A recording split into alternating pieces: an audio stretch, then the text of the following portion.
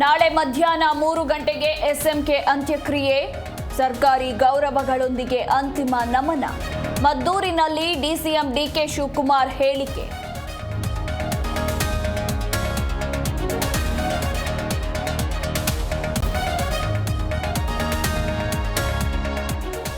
ಪಾರ್ಥಿವ ಶರೀರ ತರುವಾಗ ಜನತಾ ದರ್ಶನ, ಬಿಡದಿ, ರಾಮನಗರ, ಕೆಂಗೇರಿ, ಚನ್ನಪಟ್ಟಣದಲ್ಲಿ ವ್ಯವಸ್ಥೆ. 1 ನಿಮಿಷ ವಾಹನ ನಿಲುಗಡೆಗೆ ನಿರ್ಧಾರ.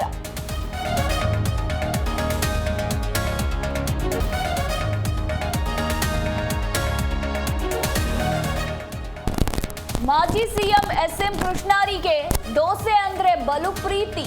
ದೋಸೆ, ಕೇಸರಿ ಬಾತ್, ಮಂಗಳೂರು ಬಜ್ಜಿ ಇಷ್ಟ.